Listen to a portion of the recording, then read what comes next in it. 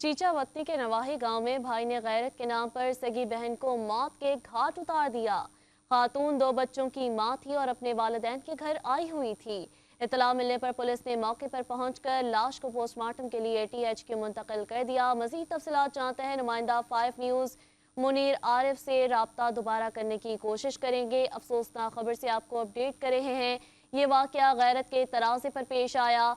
चीचा वतनी के नवाही गांव में भाई ने गैरत के नाम पर सगी बहन को मौत के घाट उतार दिया।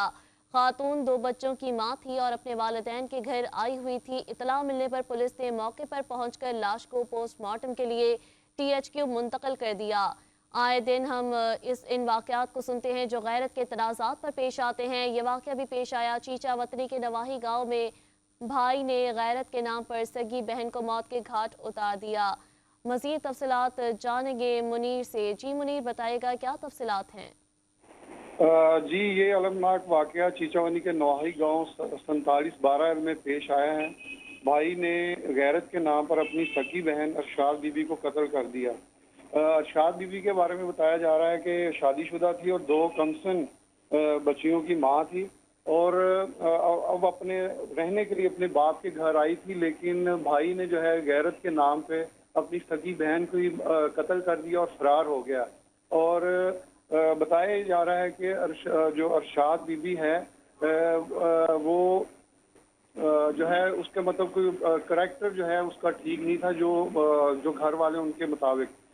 बाकी उसकी लाश को जो है सिविल हॉस्पिटल चीचावनी में जो है मुंतकिल कर दिया गया है और पुलिस जो है वो मसरूफ तफ्तीश है। जी मुनीर, आए दिन हम ऐसे वाकयात को रिपोर्ट कर रहे होते हैं जो गैरत के तनाज़े पर पेश आते हैं। क्या आला हुकाम से किसी किस्म का कोई राब्ता हो सका है कि वो ऐसे वाकयात की रोकथाम के लिए कोई इकदाम करे?